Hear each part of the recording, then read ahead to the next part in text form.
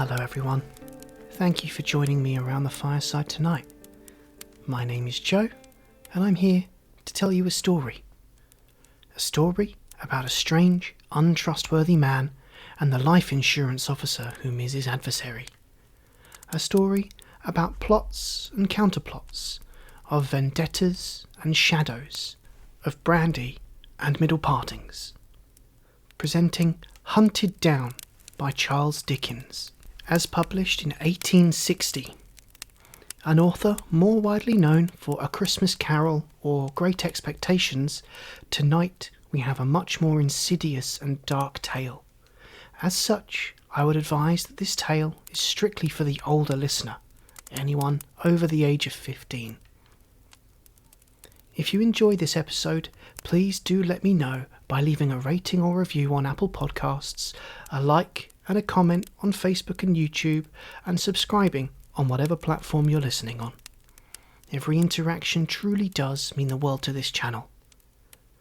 You can also join our mailing list and listen to every episode on the website talesbythefireside.com.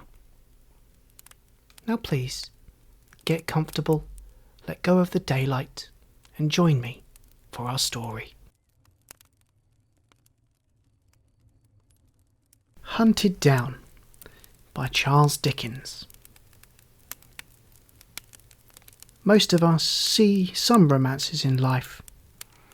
In my capacity as chief manager of a life assurance office, I think I have, within the last 30 years, seen more romances than the generality of men, however unpromising the opportunity may, at first sight, seem.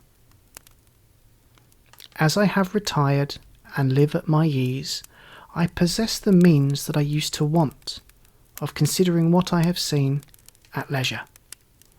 My experiences have a more remarkable aspect, so reviewed, than they had when they were in progress. I have come home from the play now, and can recall the scenes of the drama upon which the curtain has fallen, free from the glare, bewilderment, and bustle of the theatre. Let me recall one of these romances of the real world. There is nothing truer than physiognomy taken in connection with manner. The art of reading that book of which eternal wisdom obliges every human creature to present his or her own page with the individual character written on it, is a difficult one, perhaps, and is little studied. It may require some natural aptitude, and it must require, for everything does, some patience and some pains.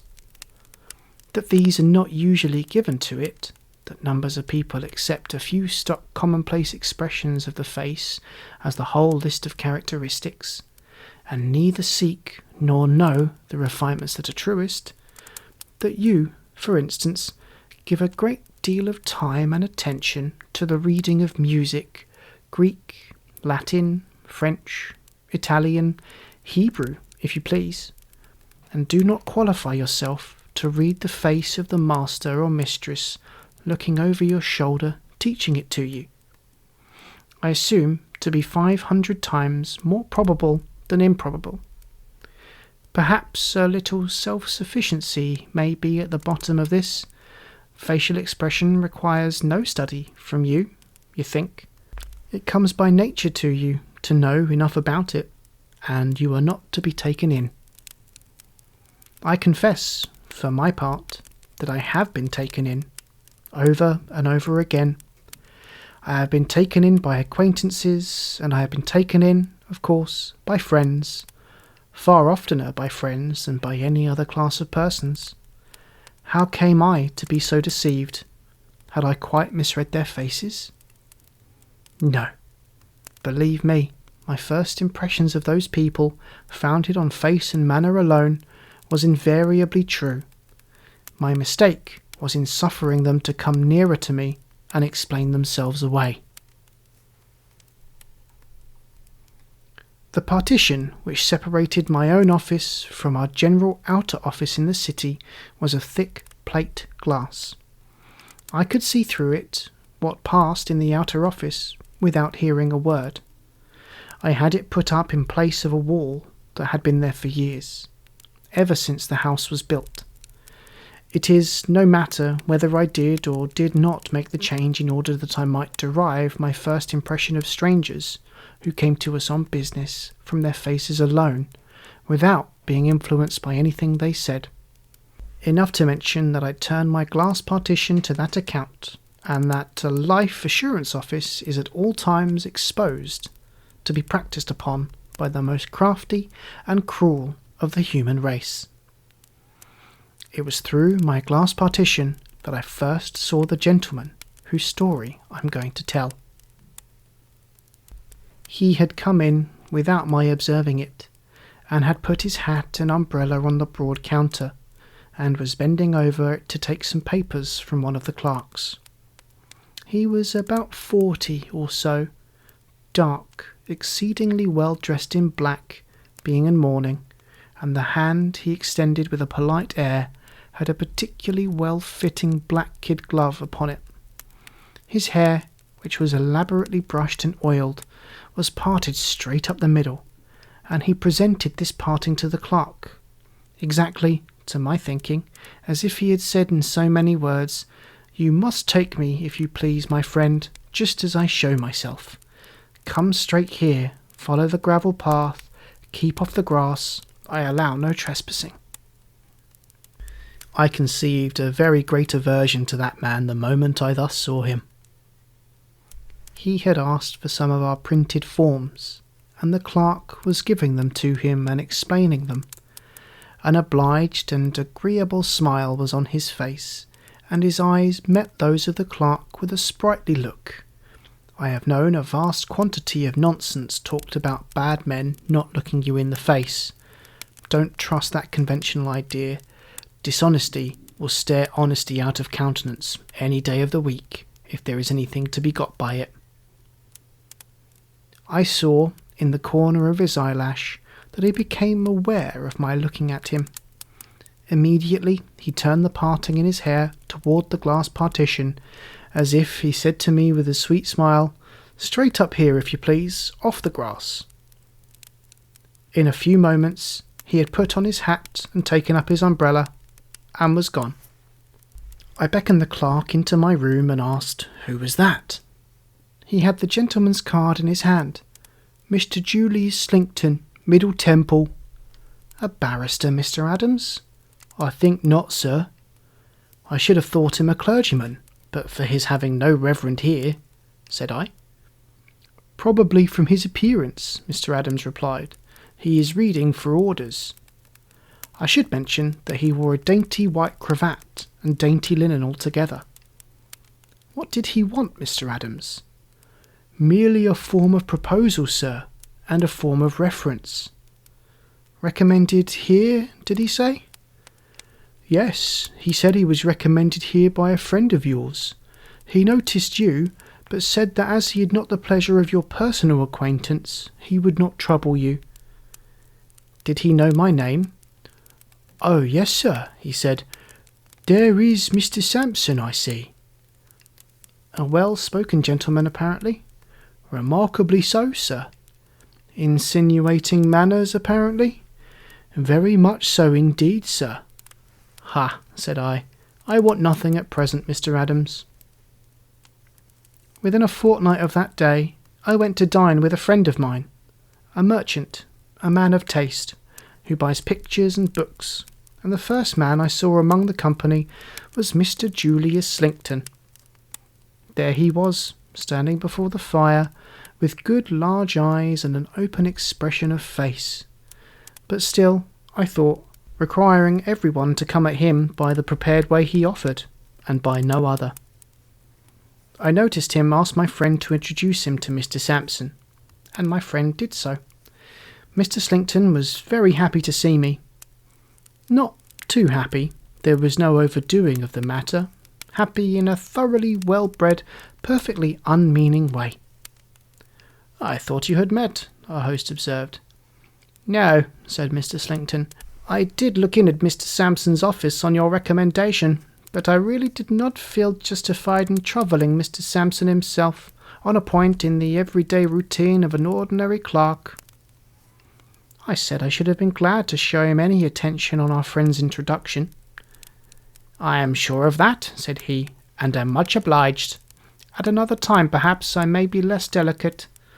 Only, however, if I have real business, for I know, Mr. Sampson, how precious business time is, and what a vast number of impertinent people there are in the world."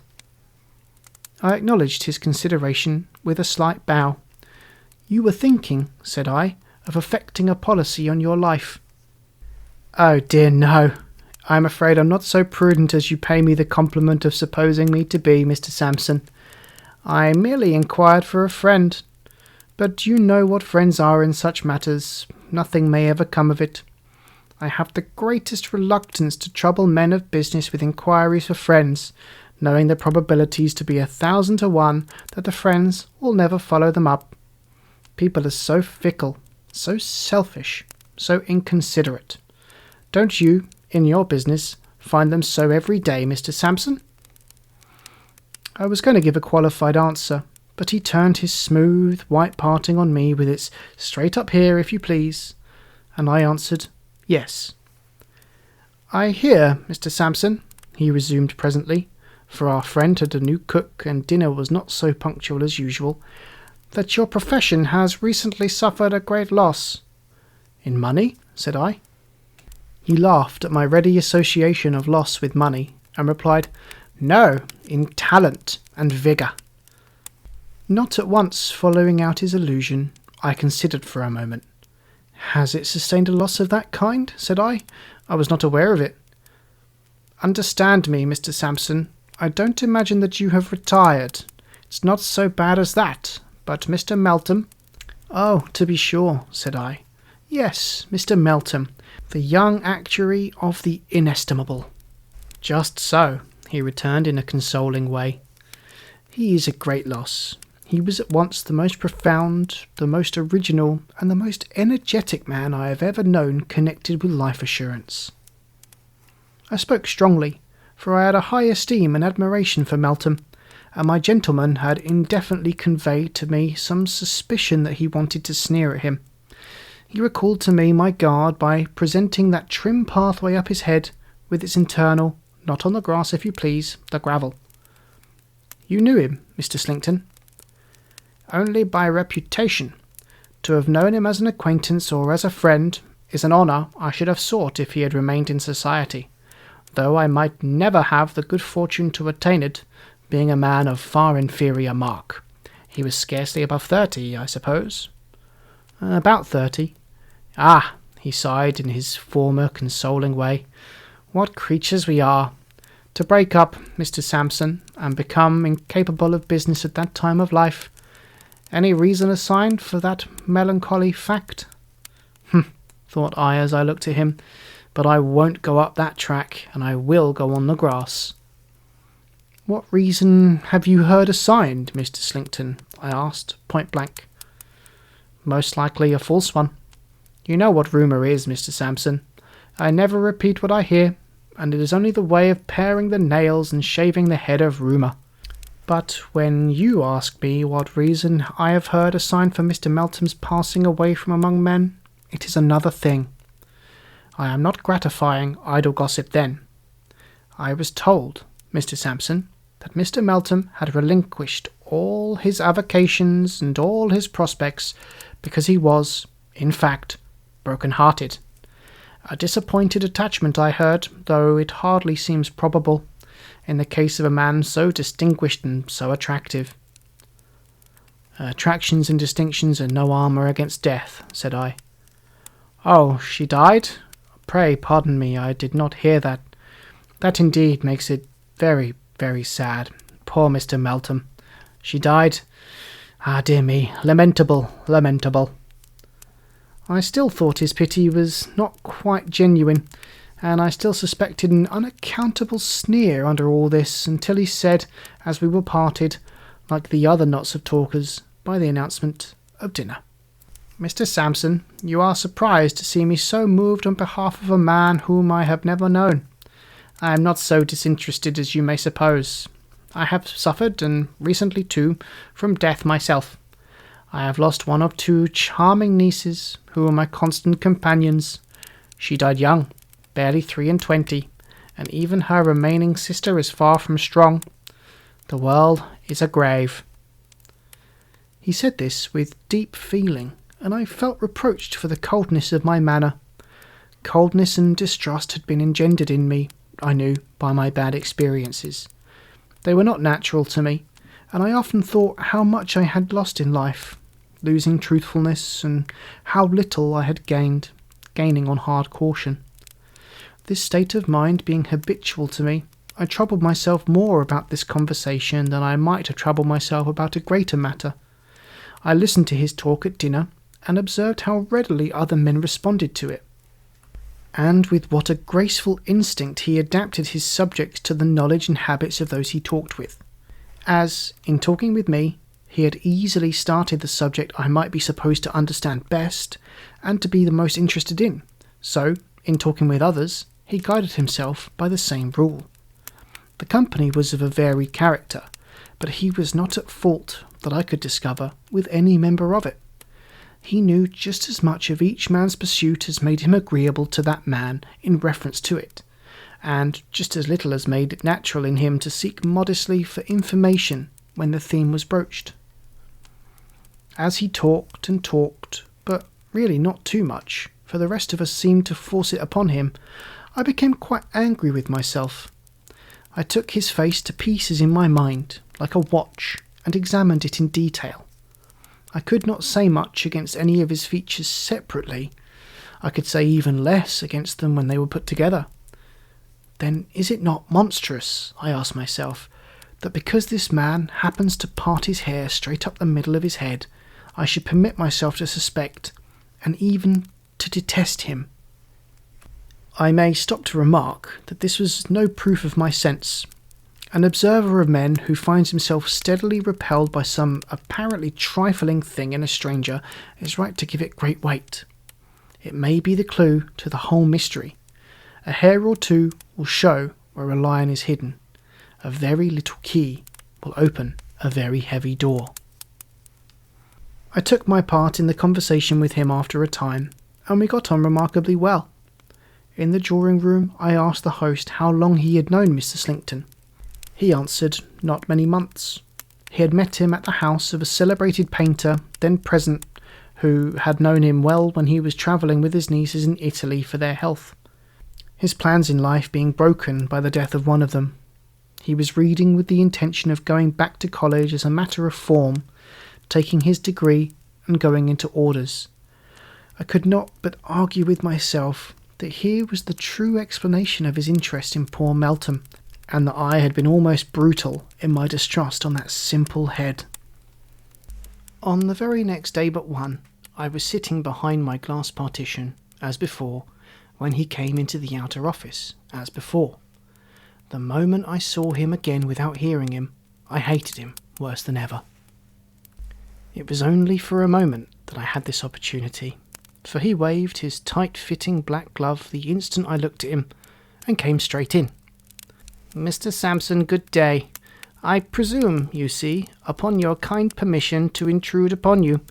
I don't keep my word in being justified by business, for my business here, if I may so abuse the word, is of the slightest nature." I asked, was there anything I could assist him in? "I thank you, no. I merely called to inquire outside whether my dilatory friend had been so false to himself as to be practical and sensible. But of course he has done nothing.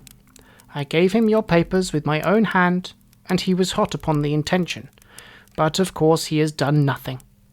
Apart from the general human disinclination to do anything that ought to be done, I dare say there is a specialty about assuring one's life. You find it like will-making. People are so superstitious and take it for granted that they will die soon afterwards.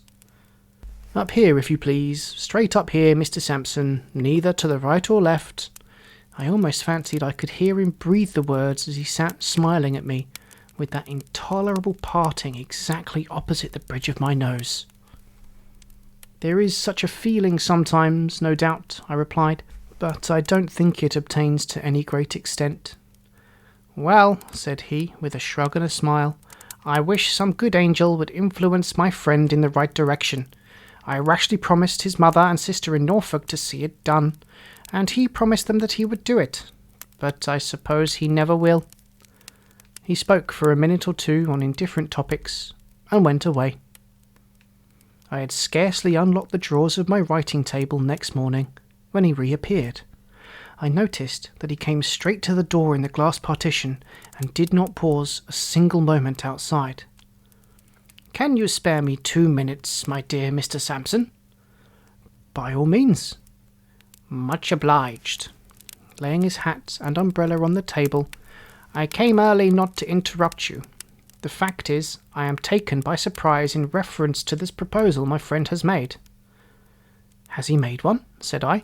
"Yes," he answered, deliberately looking at me, and then a bright idea seemed to strike him. "Or he only tells me he has. Perhaps that may be a new way of evading the matter. By Jupiter, I never thought of that." Mr. Adams was opening the morning's letters in the outer office. "What is the name, Mr. Slinkton?" I asked. "Beckwith."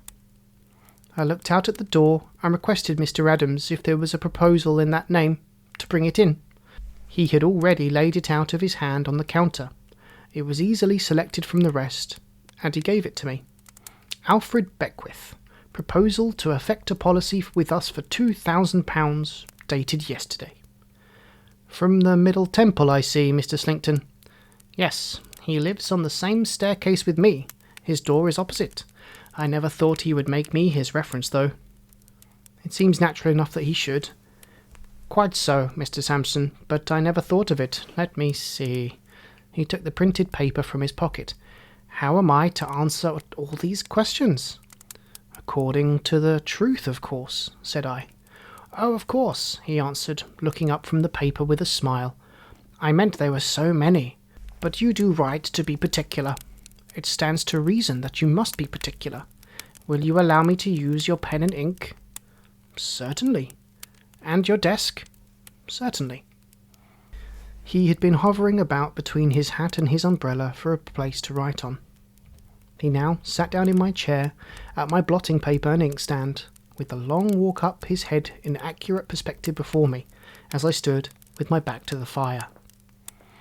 Before answering each question, he ran over it aloud and discussed it. How long had he known Mr. Alfred Beckwith?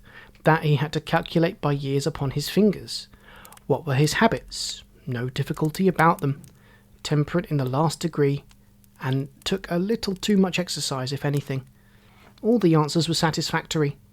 When he had written them all, he looked them over, and finally signed them in a very pretty hand. He supposed he had now done with the business. I told him he was not likely to be troubled any further. Should he leave the papers there? If he pleased. Much obliged. Good morning. I had had one other visitor before him, not at the office, but at my own house. That visitor had come to my bedside when it was not yet daylight, and had been seen by no one else but by my faithful confidential servant.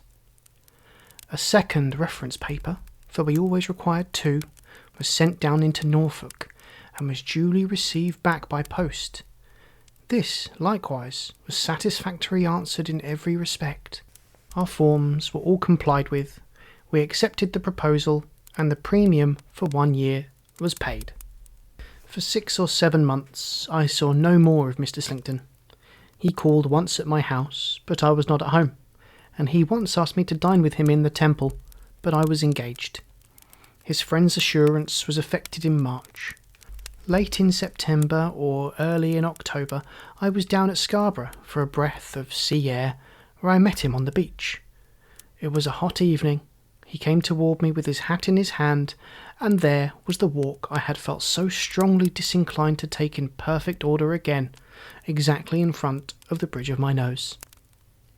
He was not alone, but had a young lady on his arm. She was dressed in mourning, and I looked at her with great interest.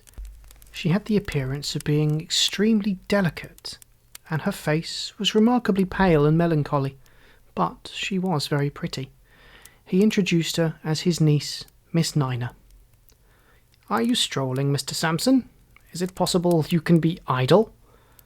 It was possible, and I was strolling. Shall we stroll together? With pleasure. The young lady walked between us, and we walked on the cool sea sand in the direction of Filey. There have been wheels here, said Mr. Slinkton, and now I look again, the wheels of a hand-carriage. Margaret, my love, your shadow without doubt. Miss Nina's shadow? I repeated, looking down at the sand. Not that one, Mr. Slinkton returned, laughing. Margaret, my dear, tell Mr. Sampson. Indeed, said the young lady, turning to me, there is nothing to tell, except that I constantly see the same disabled old gentleman at all times, wherever I go. I have mentioned it to my uncle, and he calls the gentleman my shadow. Does he live in Scarborough? I asked. He is staying here. Do you live in Scarborough? No, I am staying here. My uncle has placed me with a family here for my health. And your shadow? Said I, smiling. My shadow, she answered, smiling too, is, like myself, not very robust, I fear, for I lose my shadow sometimes, as my shadow loses me at other times. We both seem liable to confinement to the house. I have not seen my shadow for days and days, but it does oddly happen, occasionally, that wherever I go, for many days together, this gentleman goes. We have come together in the most unfrequented nooks on this shore. Is this he? Said I, pointing before us. The wheels had swept down to the water's edge, and described a great loop on the sand in turning. Bringing the loop back towards us, and spinning it out as it came, was a hand-carriage, drawn by a man. Yes, said Miss Nina, this really is my shadow, uncle. As the carriage approached us, and we approached the carriage, I saw within it an old man, whose head was sunk on his breast, and who was enveloped in a variety of wrappers. He was drawn by a very quiet but very keen-looking man, with iron-grey hair, who was slightly lame. They had passed us when the carriage stopped, and the old gentleman within, putting out his arm, called to me by my name. I went back and was absent from Mr. Slinkton and his niece for about 5 minutes. When I rejoined them, Mr. Slinkton was the first to speak. Indeed, he said to me in a raised voice before I came up with him, It is well you have not been longer, or my niece might have died of curiosity to know who her shadow is, Mr. Sampson. An old East India director, said I, an intimate friend of our friends, at whose house I first had the pleasure of meeting you. Certain Major Banks. You've heard of him? Never. Very rich, Miss Nina, but very old and very crippled. An amiable man, sensible, much interested in you. He has just been expatiating on the affection that he has observed to exist between you and your uncle. Mr. Slinkton was holding his hat again, and he passed his hand up the straight walk, as if he himself went up it serenely after me. Mr. Sampson, he said, tenderly pressing his niece's arm in his, our affection was always a strong one, for we have had but few near ties. We still have fewer now. We have associations to bring us together that are not of this world, Margaret. Dear uncle, murmured the young lady, and turned her face aside to hide her tears. My niece and I have such remembrances and regrets in common, Mr. Sampson, he feelingly pursued, that it would be strange indeed if the relations between us were cold or indifferent. If I remember a conversation we once had together, you will understand the reference I make. Cheer up, dear Margaret. Don't droop, my Margaret. I cannot bear to see you droop. The poor young lady was very much affected, but controlled herself. His feelings, too, were very acute. In a word, he found himself under such a great need of a restorative that he presently went away to take a bath of sea-water, leaving the young lady and me sitting by a point of rock, and probably presuming, but that you will say was a pardonable indulgence in a luxury, that she would praise him with all her heart. She did, poor thing. With all her confiding heart, she praised him to me, for his care of her dead sister, and for his untiring devotion in her last illness. The sister had wasted away very slowly, and wild and terrible fantasies had come over her toward the end, but he had never been impatient with her or at a loss, and had always been gentle, watchful, and self-possessed.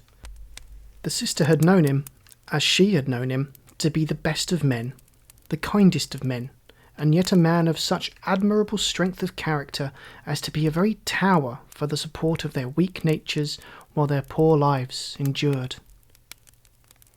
"I shall leave him, Mr. Sampson, very soon," said the young lady. "I know my life is drawing to an end, and when I am gone, I hope he will marry and be happy. I'm sure he has lived single for so long, only for my sake and for my poor, poor sisters."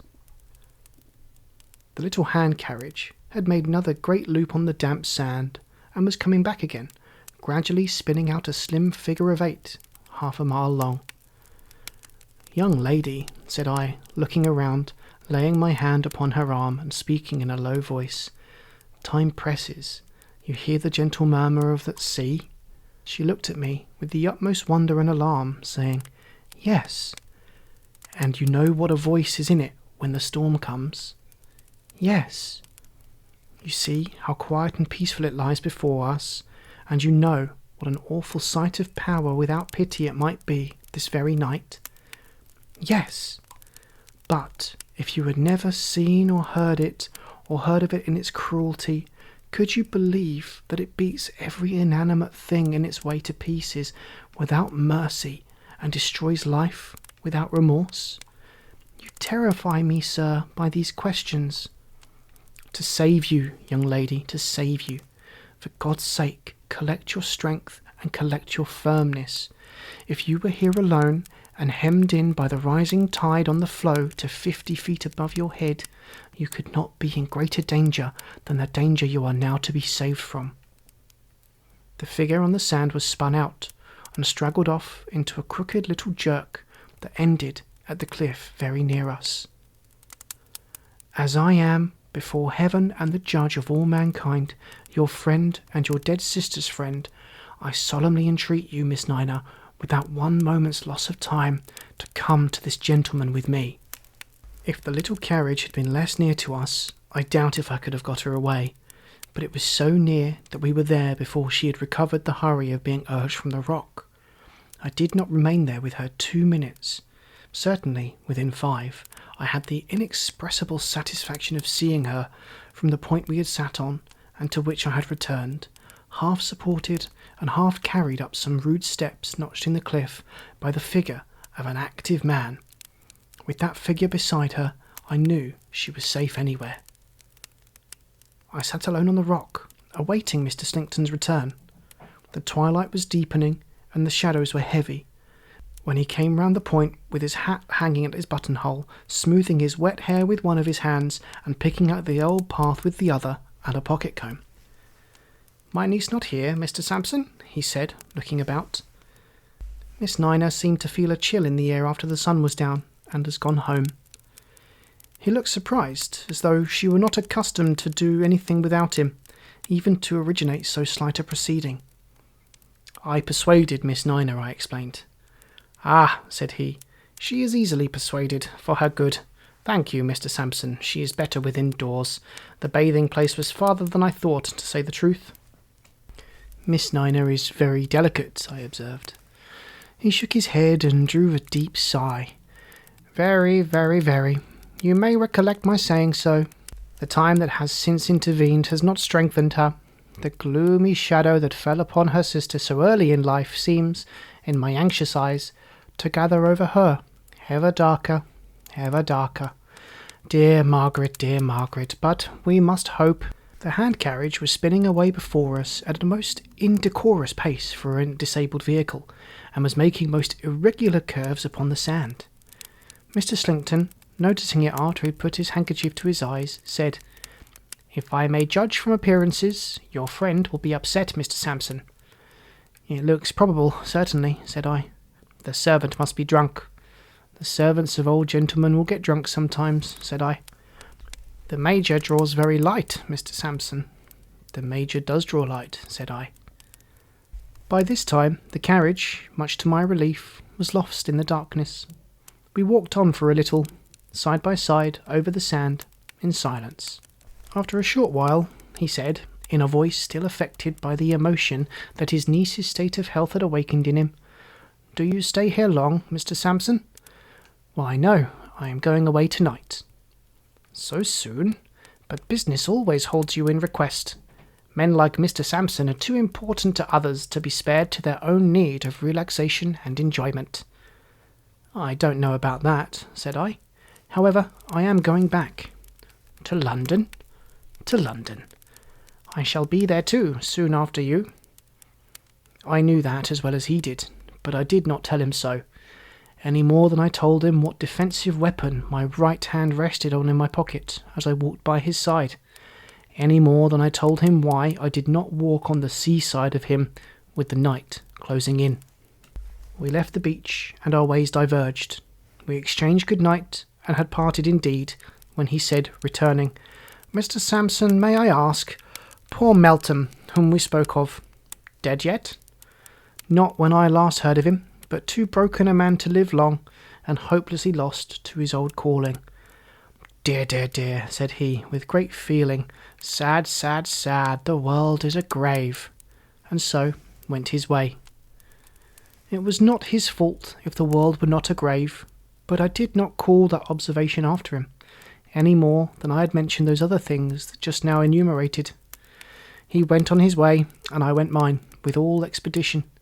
This happened, as I have said, either at the end of September or beginning of October. The next time I saw him, and the last time, was late in November.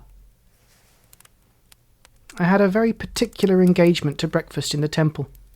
It was a bitter north-easterly morning, and the sleet and slush lay inches deep in the streets. I could get no conveyance, and was soon wet to the knees. But I should have been true to that appointment, though I had to wade in it up to my neck in the same impediments. The appointment took me to some chambers in the Temple. They were at the top of a lonely corner house overlooking the river. The name, Mr. Alfred Beckwith, was painted on the outer door. On the door opposite, on the same landing, the name Mr. Julius Slinkton. The doors of both sets of chambers stood open, so that anything said aloud in one set could be heard in the other. I had never been in those chambers before. They were dismal, close, unwholesome, and oppressive. The furniture, originally good and not yet old, was faded and dirty. The rooms were in great disorder. There was a strong prevailing smell of opium, brandy, and tobacco. The grate and fire irons were splashed all over with unsightly blotches of rust, and on a sofa by the fire in the room where breakfast had been prepared lay the host, Mr. Beckwith, a man with all the appearances of the worst kind of drunkard, very far advanced on his shameful way to death. "Slinkton is not come yet," said this creature, staggering up when I went in. "I'll call him. Halloa, Julius Caesar, come and drink." As he hoarsely roared this out, he beat the poker and tongs together in a mad way, as if that were his usual manner of summoning his associate. The voice of Mr. Slinkton was heard through the clatter from the opposite side of the staircase, and he came in. He had not expected the pleasure of meeting me. I have seen several artful men brought to a stand, but never saw a man so aghast as he was when his eyes rested on mine. "Julius Caesar," cried Beckwith, staggering between us. Miss Sampson, Julius Caesar. Julius, Miss Sampson, is a friend of my soul. Julius keeps me plied with liquor, morning, noon, and night. Julius is a real benefactor. Julius threw the tea and coffee out the window when I used to have any. Julius empties all the water jugs of their contents and fills them with spirits. Julius winds me up and keeps me going. Boil the brandy, Julius." There was a rusty and furred saucepan in the ashes. The ashes looked like the accumulation of weeks, and Beckwith, rolling and staggering between us as if he were going to plunge headlong into the fire, got the saucepan out and tried to force it into Slinkton's hand. "Boil the brandy, Julius Caesar. Come, do your usual office. Boil the brandy." He became so fierce in his gesticulations with the saucepan that I expected to see him lay open Slinkton's head with it. I therefore put out my hand to check him. He reeled back to the sofa and sat there panting, shaking, and red-eyed, in his rags of a dressing gown, looking at us both. I noticed then that there was nothing to drink on the table but brandy, and nothing to eat but salted herrings, and a hot, sickly, highly peppered stew. "At all events, Mr. Sampson," said Slinkton, offering me the smooth gravel path for the last time, "I thank you for interfering between me and this unfortunate man's violence. However you came here, Mr. Sampson, or with whatever motive you came here, I at least thank you for that." "Boil the brandy," muttered Beckwith. Without gratifying his desire to know how I came there, I said quietly, "How is your niece, Mr. Slinkton?" He looked hard at me, and I looked hard at him. "I am sorry to say, Mr. Sampson, that my niece has proved treacherous and ungrateful to her best friend. She left me without a word of notice or explanation. She was misled, no doubt, by some designing rascal. Perhaps you may have heard of it." I did hear that she was misled by a designing rascal. In fact, I have proof of it. "Are you sure of that?" said he. "Quite." "Boil the brandy," muttered Beckwith. "Company to breakfast, Julius Caesar. Do your usual office. Provide the usual breakfast, dinner, tea, and supper. Boil the brandy."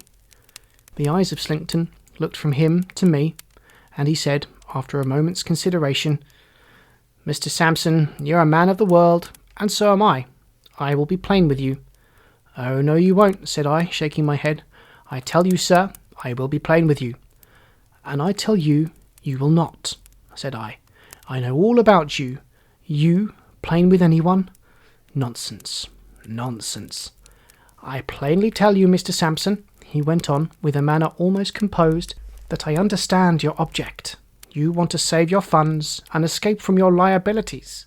These are old tricks of trade with you office gentlemen. But you will not do it, sir. You will not succeed.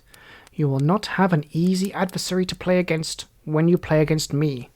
We shall have to inquire, in due time, when and how Mr. Beckwith fell into his present habits. With that remark, sir, I put this poor creature and his incoherent wanderings of speech aside, and wish you a good morning, and a better case next time." While he was saying this, Beckwith had filled a half-pint glass with brandy. At this moment he threw the brandy at his face, and threw the glass after it. Slinkton put his hands up, half-blinded with the spirit, and cut with the glass across the forehead. At the sound of the breakage, a fourth person came into the room, closed the door, and stood at it. He was very quiet, but a very keen-looking man, with iron-grey hair, and slightly lame. Slinkton pulled out his handkerchief, assuaged the pain in his smarting eyes, and dabbled the blood on his forehead. He was a long time about it, and I saw that in the doing of it a tremendous change came over him, occasioned by the change in Beckwith, who ceased to pant and tremble, sat upright, and never took his eyes off him. I never in my life saw a face in which abhorrence and determination were so forcibly painted as in Beckwith's then. "Look at me, you villain," said Beckwith, "and see me as I really am. I took these rooms to make them a trap for you. You fell into the trap, and you will never leave it alive. On the morning when you last went to Mr. Sampson's office, I had seen him first. Your plot has been known to both of us all along, and you have been counterplotted all along. What, having been cajoled into putting that prize of £2,000 in your power, I was to be done to death with brandy, and, brandy not proving quick enough, with something quicker? Have I never seen you, when you thought my senses gone, pouring from your little bottle into my glass? Why, you murderer and forger, alone here with you in the dead of night, as I have so often been, I have had my hand on the trigger of a pistol 20 times to blow your brains out." This sudden starting up of the thing that he had supposed to be his imbecile victim into a determined man, with a settled resolution to hunt him down and be the death of him, mercilessly expressed from head to foot, was, in the first shock, too much for him. Without any figure of speech, he staggered under it. But there is no greater mistake than to suppose that a man who is a calculating criminal is, in any phase of his guilt, otherwise than true to himself, and perfectly consistent with his whole character. Such a man commits murder, and murder is the natural culmination of his course. Such a man has to outface murder, and will do it with hardihood and effrontery. It is a sort of fashion to express surprise that any notorious criminal, having such crime upon his conscience, can so brave it out. Do you think that if he had it on his conscience at all, or had a conscience to have it upon, he would ever have committed the crime? Perfectly consistent with himself, as I believe such monsters to be, this Slinkton recovered himself and showed a defiance that was sufficiently cold and quiet. He was white, he was haggard, he was changed, but only as a sharper who had played for a great stake had been outwitted and had lost the game. "Listen to me, you villain," said Beckwith, "and let every word you hear me say be a stab in your wicked heart. When I took these rooms to throw myself in your way and lead you on the scheme that I knew my appearance and supposed character and habits would suggest to such a devil, how did I know that? Because you were no stranger to me. I knew you well, and I knew you to be the cruel wretch who, for so much money, had killed one innocent girl while she trusted him implicitly, and who was by inches killing another." Slinkton took out a snuff-box, took a pinch of snuff, and laughed. "But see here," said Beckwith, never looking away, never raising his voice, never relaxing his face, never unclenching his hand. "See what a dull wolf you have been after all. The infatuated drunkard who never drank a 50th part of the liquor you plied him with, but poured it away, here, there, everywhere, almost before your eyes, who brought over the fellow you set to watch him and to ply him, by outbidding you in his bribe, before he had been at his work for 3 days. With whom you have observed no caution, yet who was so bent on ridding the earth of you as a wild beast that he would have defeated you if you had ever been so prudent. That drunkard whom you have many a time left on the floor of this room, and who has even let you go out of it alive and undeceived, when you have turned him over with your foot, has, almost as often on the same night, within an hour, within a few minutes, watched you awake, had his hand at your pillow when you were asleep, turned over your papers, taken samples from your bottles and packets of powder, changed their contents, rifled every secret of your life." He had another pinch of snuff in his hand, but had gradually let it drop from between his fingers to the floor, where he now smoothed it out with his foot, looking down at it all the while. "That drunkard," said Beckwith, "who had free access to your rooms at all times, that he might drink the strong drinks that you left in his way and be the sooner ended, holding no more terms with you than he would hold with a tiger, has had his master key for all your locks, his test for all your poisons, his clue to your cipher writing. He can tell you, as well as you can tell him, how long it took to complete that deed, what doses there were, what intervals, what signs of gradual decay upon mind and body, what distempered fancies were produced, what observable changes, what physical pain. He can tell you, as well as you can tell him, that all this was recorded day by day as a lesson of experience for future service. He can tell you, better than you can tell him, where that journal is at this moment." Slinkton stopped the action of his foot and looked at Beckwith. "No," said the latter, as if answering a question from him, "not in the drawer of the writing desk that opens with a spring. It is not there, and it never will be again." "Then you are a thief," said Slinkton, without any change whatever in the inflexible purpose, which it was quite terrific even to me to contemplate, and from the power of which I had always felt convinced it was impossible for this wretch to escape. Beckwith returned, "And I am your niece's shadow too." With an imprecation, Slinkton put his hand to his head, tore out some hair, and flung it to the ground. It was the end of the smooth walk. He destroyed it in the action, and it will soon be seen that his use for it was past. Beckwith went on. Whenever you left here, I left here, although I understood that you found it necessary to pause in the completion of that purpose to avert suspicion. I still watch you close, with the poor, confiding girl.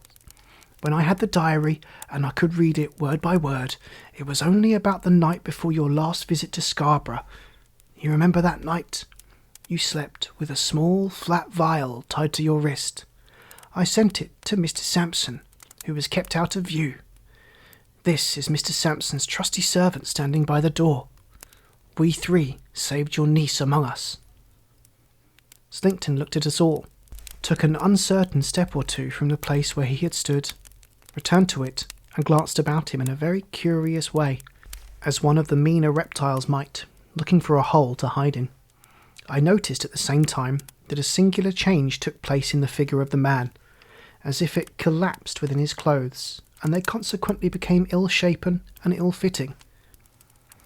"You shall know," said Beckwith, "for I hope the knowledge will be bitter and terrible to you, why you have been pursued by one man, and why, when the whole interest that Mr. Sampson represents would have expended any money in hunting you down, you have been tracked to death at a single individual's charge.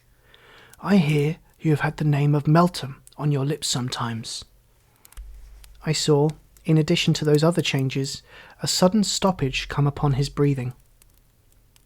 "When you sent the sweet girl whom you murdered, you know with what artfully made-out surroundings and probabilities you sent her to Meltham's office, before taking her abroad to originate the transaction that doomed her to the grave, it fell to Meltham's lot to see her and to speak with her. It did not fall to his lot to save her, though I knew he would freely give his own life to have done it. He admired her. I would say that he loved her deeply if I thought it possible that you could understand the word. When she was sacrificed, he was thoroughly assured of your guilt. Having lost her, he had but one object left in life, and that was to avenge her and destroy you." I saw the villain's nostrils rise and fall convulsively, but I saw no moving in his mouth. "That man, Meltham," Beckwith steadily pursued, "was as absolutely certain that you could never elude him in this world if he devoted himself to your destruction with his utmost fidelity and earnestness, and if he divided the sacred duty with no other duty in life, as he was certain that in achieving it he would be a poor instrument in the hands of Providence, and would do well before heaven in striking you out from among living men. I am that man, and I thank God I have done my work." If Slinkton had been running for his life from swift-footed savages 12 miles, he could not have shown more emphatic signs of being oppressed at heart and labouring for breath than he showed now, when he looked at the pursuer who had so relentlessly hunted him down. "You never saw me under my right name before. You see me under my right name now. You shall see me once again in the body when you are tried for your life. You shall see me once again in the spirit, when the cord is round your neck and the crowd are crying against you." When Meltham had spoken these last words, the miscreant suddenly turned away his face and seemed to strike his mouth with his open hand. In the same instant the room was filled with a new and powerful odour.